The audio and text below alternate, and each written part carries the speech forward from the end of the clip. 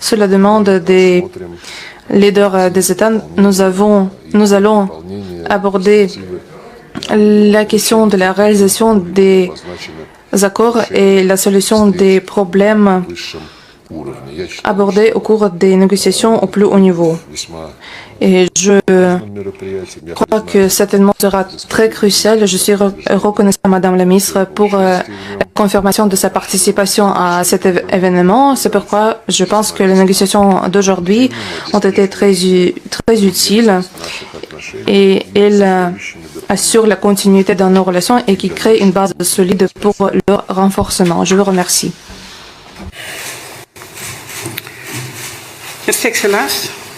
Je voudrais commencer par remercier chaleureusement mon homologue russe, Son Excellence M. Sergei Lavrov, de m'avoir fait l'honneur de m'inviter à Moscou pour cette importante visite de travail.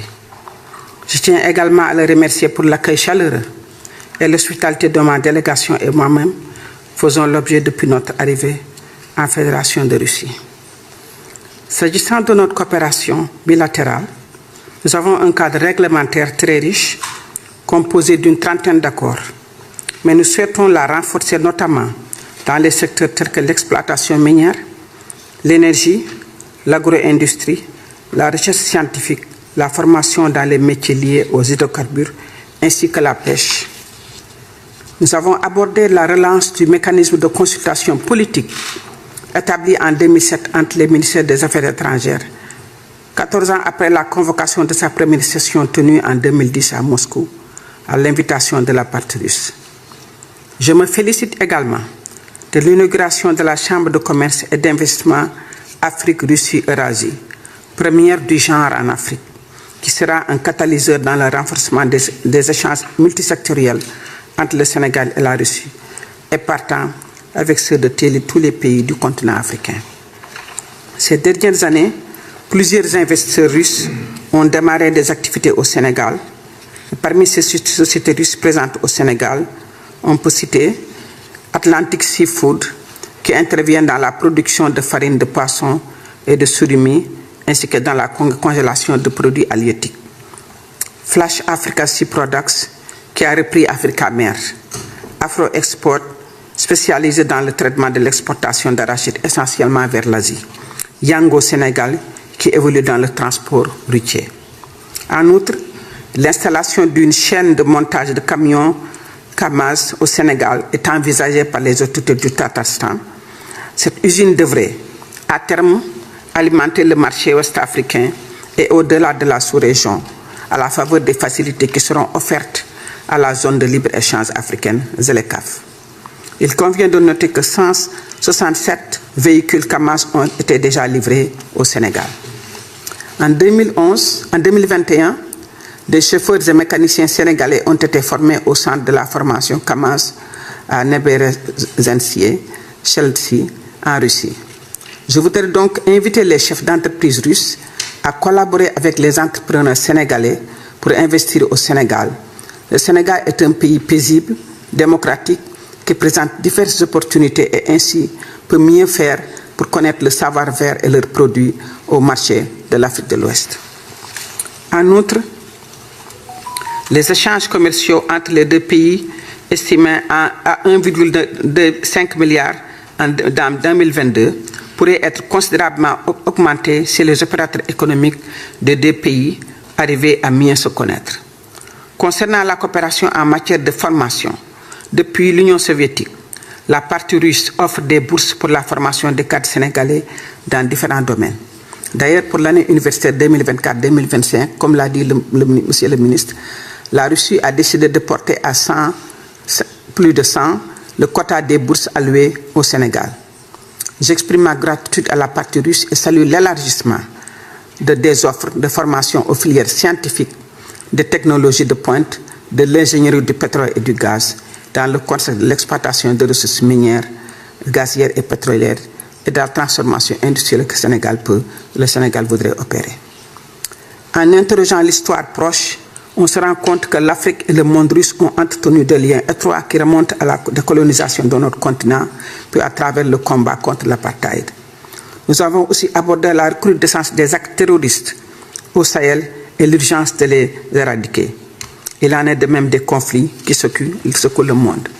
Le Sénégal encourage la recherche de solutions pacifiques négociées aux différentes crises, que ce soit entre la crise russo-ukrainienne, que ce soit aussi au sein de notre continent, au Soudan et en RDC. Le secret des premières éditions du partenariat russe-Afrique en 2019 à Souchi, en juillet 2023 à Saint-Pétersbourg, contribue au renforcement de la coopération avec l'Afrique en mettant en place un partenariat rénové. Ce partenariat est une belle opportunité et une nécessité pour les deux pays de renforcer la coopération dans divers domaines, y compris la hausse des investissements et la collaboration des entreprises russes avec les entreprises africaines. Aujourd'hui, la Russie joue un rôle important de premier plan dans les BRICS et qui connaissent un énorme succès et continue à rééquilibrer les échanges économiques internationaux.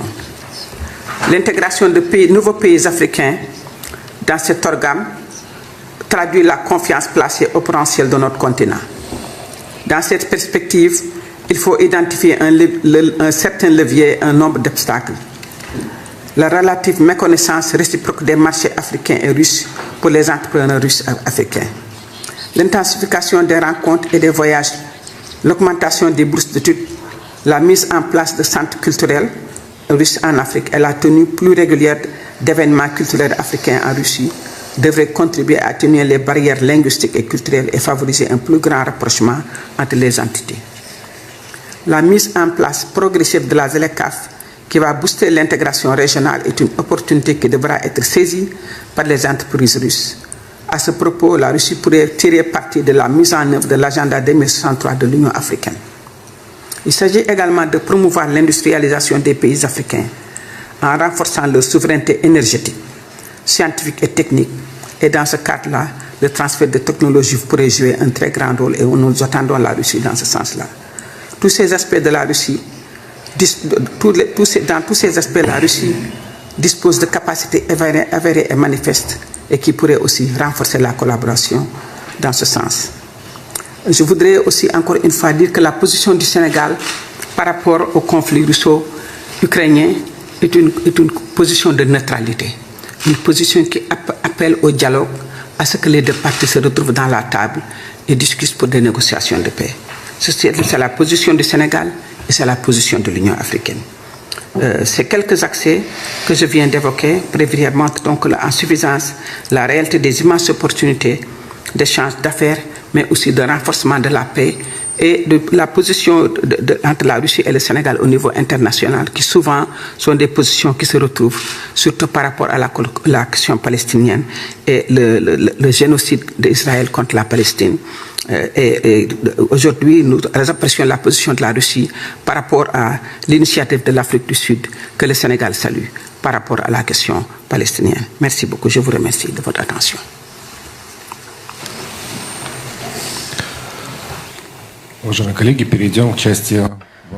Chers collègues, maintenant on peut poser des questions. Rush Today, s'il vous plaît. Bonjour, Monsieur Lavrov, Madame Fall. Une question sur le développement des relations commerciales entre la Russie et le Sénégal. Vous avez cité quelques exemples de la situation actuelle, mais quel développement, qu'aimeriez-vous voir, dans quel domaine, de façon très concrète, aimeriez-vous que ces relations se développent? Vous savez, le Sénégal aujourd'hui est à un tournant très important de son histoire. Parce que le Sénégal aujourd'hui est en train de développer une stratégie pour la souveraineté économique, la souveraineté alimentaire, la souveraineté énergétique et pour le développement d'un processus d'industrialisation avéré. Le Sénégal dispose de ressources assez importantes, du pétrole, du gaz, mais aussi de ressources halieutiques et de ressources de phosphate et autres, et d'or, de fer. Et donc nous pensons que nous devons arrêter d'exporter nos ressources brutes et de les transformer chez nous. Et nous pensons que donc ce processus d'industrialisation, de transformation de nos produits, afin que nous puissions avoir une croissance inclusive, afin que le peuple sénégalais et sa jeunesse puissent profiter des fruits de la croissance partagée. un rôle important à jouer dans ce cadre-là. Et nous invitons l'investissement russe avec les secteurs privés sénégalais à travailler pour donc contribuer à cette industrialisation. Nous pensons qu'il y a beaucoup de secteurs où l'investissement privé russe et le secteur privé sénégalais pourraient travailler pour soutenir ce processus d'industrialisation dans le domaine de l'énergie, dans le domaine du pétrole, des mines et dans le domaine aussi alimentaire. Le Sénégal est un pays où nous consommons beaucoup de pain et ce pain est fait à partir du blé. Et nous savons à quel point aussi la Russie produit du blé. Donc aussi l'importation directe du Sénégal vers de la Russie donc de blé est aussi quelque chose que nous voulons renforcer. Et il y a aussi toutes les possibilités de production d'engrais. Le Sénégal détient des mines de phosphate et nous importons de l'engrais jusqu'à présent, mais nous voulons aussi développer donc la production de phosphate au Sénégal, la production d'engrais au Sénégal, et nous connaissons aussi l'expertise de la Russie dans ce domaine. Donc c'est un partenariat auquel nous appelons un partenariat gagnant-gagnant, où il y a non seulement l'investissement étranger, mais aussi le transfert des technologies. Et c'est l'industrialisation qui crée l'emploi. Et le Sénégal est un pays qui a une population très jeune, la moyenne d'âge étant de 19 ans. Donc, renforcer l'industrialisation crée aussi des emplois et permet à notre jeunesse de bénéficier des fruits de la croissance dans son pays.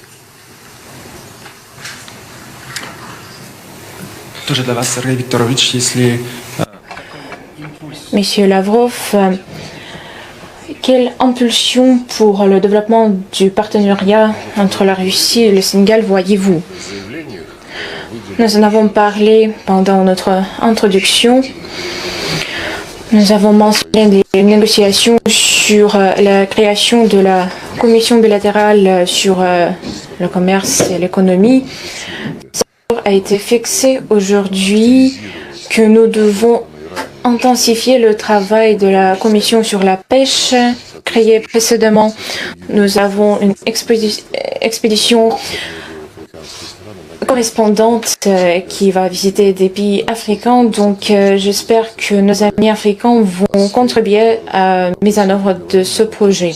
Dans les sphères que nous avons mentionnées, le gaz, le pétrole, les engrais, nous devons travailler dans ces domaines et avoir des liens directs sans médiateur en ce qui concerne l'éthique.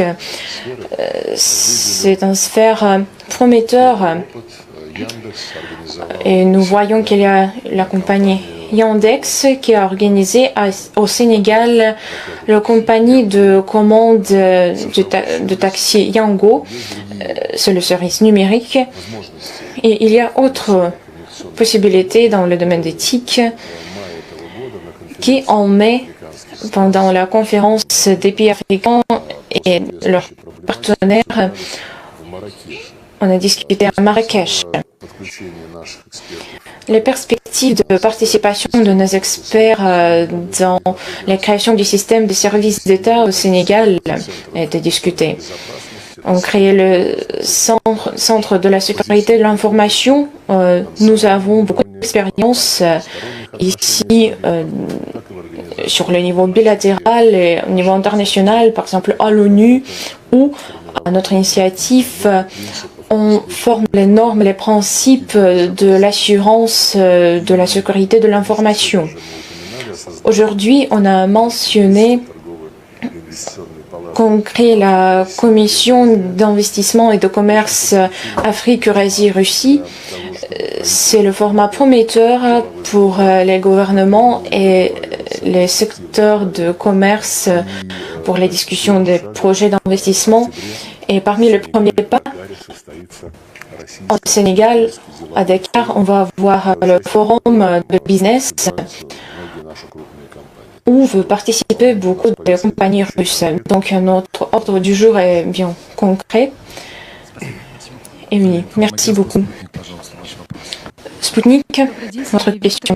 Bonjour, Monsieur Lavrov, Madame Fall. Sénégal des Affaires étrangères, Madame Fall. Votre Excellence, quel rôle le Sénégal peut-il jouer dans la stabilisation dans la région de Sahel et comment voyez-vous la coopération ultérieure avec l'Alliance des États du Sahel? Merci. Merci, Madame. Vous savez, les pays de l'Alliance du Sahel sont des pays frères. Il n'y a pas de possibilité. Nous ne pouvons pas déménager, comme on dit. Nous sommes des voisins. Nous sommes liés par l'histoire. Nous sommes liés par des liens de sang. Donc, il n'y a aucune opportunité ou possibilité pour qu'il y ait une fracture entre nous et les États du Sahel. Nous appartenons à une entité géographique qui est la politique, économique, qui est la CEDEAO, qui regroupe l'ensemble des pays de l'Afrique de l'Ouest. Et les États du Sahel sont une entité que nous respectons. Aujourd'hui, le président de la République, notre président de la République, son Excellence Bassirou Diomaye Diakhar Faye, a été identifié avec le président du Togo et du Nigeria pour entamer des discussions avec les États du Sahel.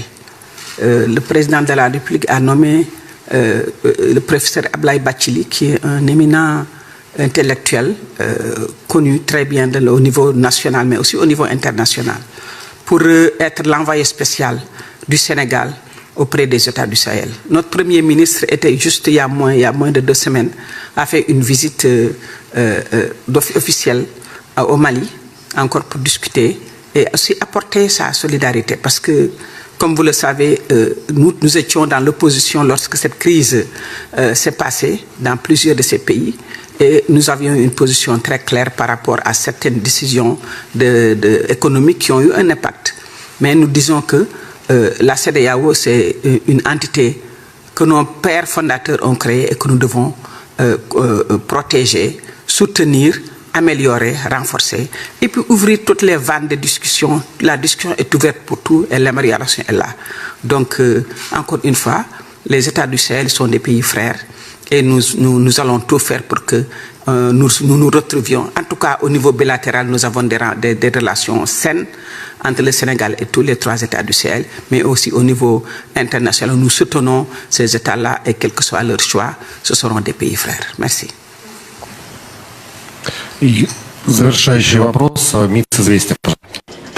Maintenant, Известия. Bonjour. Une réunion d'aujourd'hui de l'OTAN et de l'EU et la discussion des livraisons d'armes à Kiev, l'autorisation des frappes sur le territoire de la Russie. Est-ce que, M. Lavrov, c'est l'intimidation ou les pays de l'Occident collectif n'ont plus de ligne rouge? Bien sûr, nous observons les discussions à l'Occident collectif. Vous savez,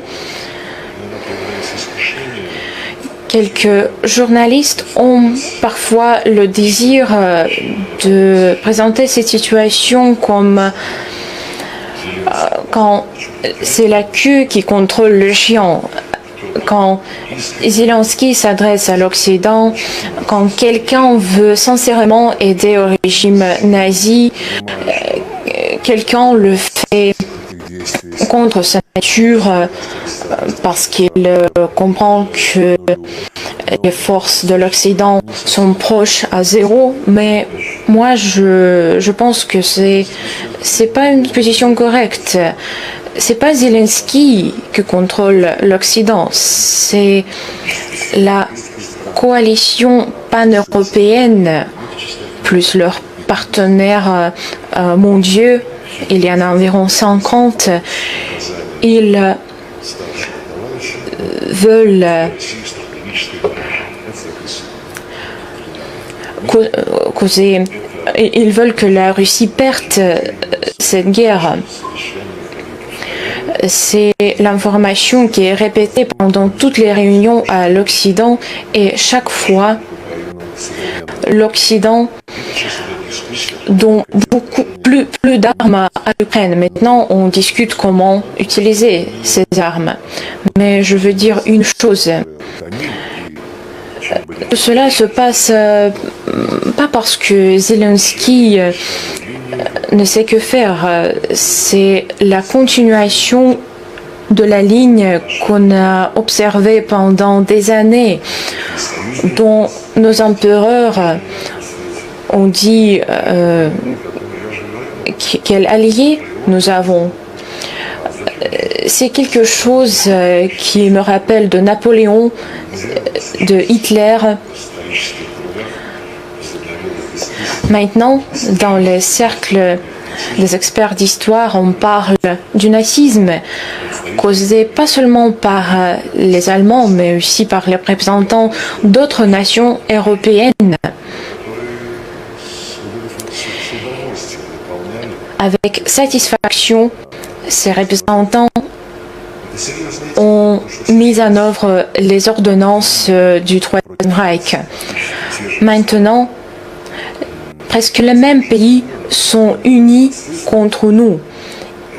Ils partagent les idées nazies et cela nous montre que les États-Unis, la Bretagne veulent empêcher notre développement.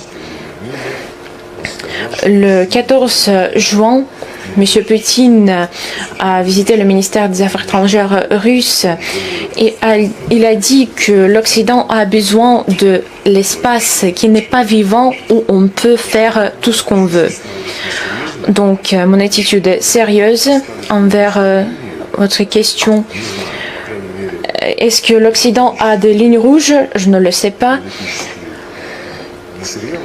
Il y a des matériaux analytiques publiés par l'Occident où on promeut l'objectif d'autoriser de plus en plus d'hostilité, de changer ces lignes rouges contre la Russie. Mais je suis convaincu que ces plans ne seront pas mis en œuvre. L'Occident fait tout ça à cause de leurs idées égoïstes pour préserver leur dominance dans le monde. Et dans notre pays, nous voyons la justice, la loi, le respect envers la charte de l'ONU. Nous respectons les droits de l'homme, y compris les droits d'utiliser sa propre langue, sa propre religion. L'Occident nous a... Il ne veut pas que nous utilisons notre langue et notre religion, donc j'ai toujours la même idée. Tout ça, c'est l'objectif stratégique de l'Occident. Et plus il répète cette stratégie, plus la Russie est forte. Plus nous allons protéger notre pays et les principes internationaux en se basant sur la charte de l'ONU et sur le principe d'égalité souveraine.